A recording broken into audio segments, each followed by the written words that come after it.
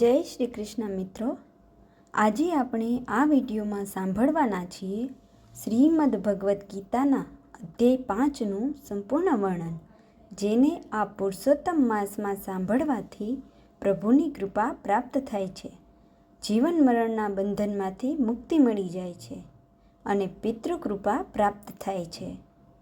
ગીતાજી માત્ર એક પુસ્તક જ નથી, તે એક ગ્રંથ છે. જે ગ્રંથ સ્વયં ભગવાન શ્રી કૃષ્ણના વચન છે, કોઈ ઋષિ દ્વારા લખાયેલું નથી.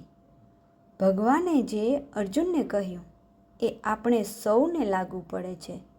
જીવનમાં માર્ગદર્શન મેળવવા માટે ગીતાજીને હૃદયમાં ધારણ કરવા જોઈએ. હવે આપણે ગીતાજીનો 5મો અધ્યાય સાંભળીશું. જો વિડીયો પસંદ આવે તો લાઈક કરો, શેર કરો અને આપ મારી ચેનલ પર પહેલી વખત આવ્યા હોય તો મારી ચેનલને સબસ્ક્રાઈબ કરો, જેથી આગામી વિડીયોની માહિતી આપ સુધી તુરંત પહોંચી શકે. શ્રીમદ ભગવદ્ ગીતાના 5મા અધ્યાયનું નામ છે કર્મ સંન્યાસ યોગ. આ અધ્યાયમાં કૃષ્ણ અને અર્જુન વચ્ચેનો સંવાદ છે, જેને સંજય ધૃતરાષ્ટ્રને વર્ણવે છે. અધ્યાય 5નો મુખ્ય સાર આ મુજબ છે. અર્જુન પૂછે છે કે કર્મનો ત્યાગ, સંન્યાસ શ્રેષ્ઠ છે કે નિષ્કામ કર્મયોગ?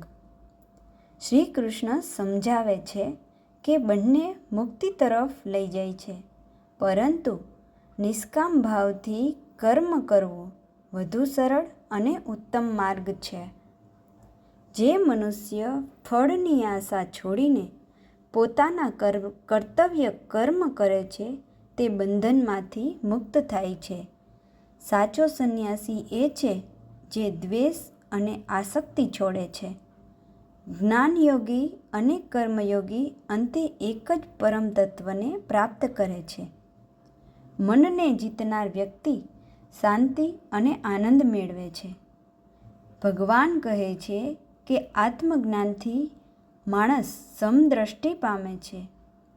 બ્રાહ્મણ, ગાય, હાથી, કૂતરો કે ચાંડાળમાં સમાન આત્મા જુએ છે.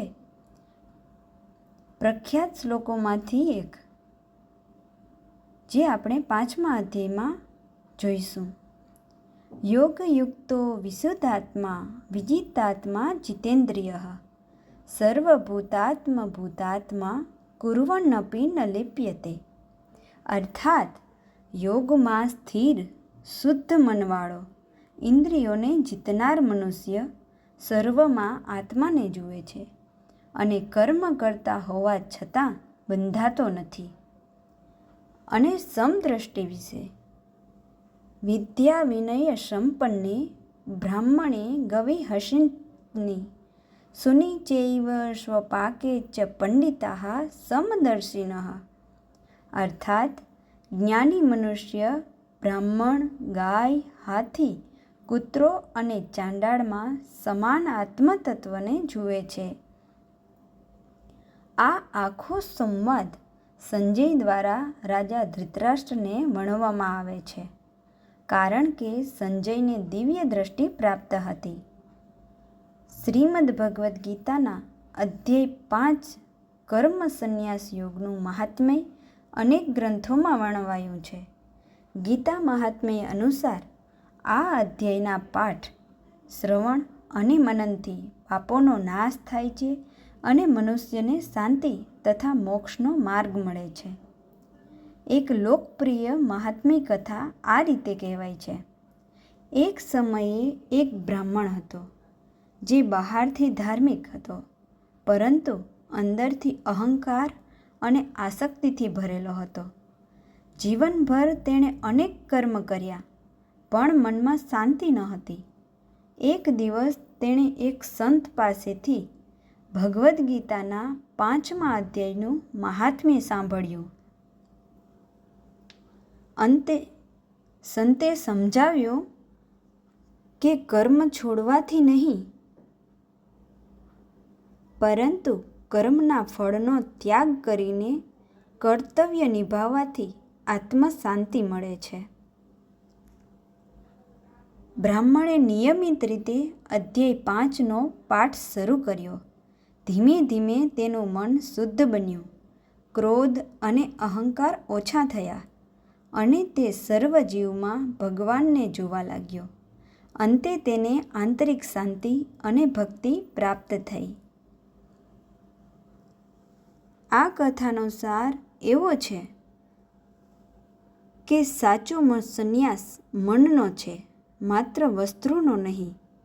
નિષ્કામ કર્મ અને સંભાવ જીવનને પવિત્ર બનાવે છે. ગીતા અધ્યાય 5 મનુષ્યને કર્મ કરતાં કરતાં પણ આધ્યાત્મિક ઉન્નતિ શીખવે છે. ગીતા મહાત્મ્યમાં એવું પણ કહેવાયું છે કે જે ભક્ત શ્રદ્ધાથી અધ્યાય 5નો પાઠ કરે છે તેને પાપ બંધનમાંથી મુક્તિ અને અંતે પરમ ગતિ મળે છે. તો મિત્રો, આ હતો શ્રીમદ્ ભગવદ્ ગીતાના 5મા અધ્યાયનું વર્ણન. આવતા વિડીયોમાં આપણે 6ઠ્ઠા અધ્યાય વિશે સંપૂર્ણ વર્ણન જોઈશું. ત્યાં સુધી સૌને મારા જય શ્રી કૃષ્ણ.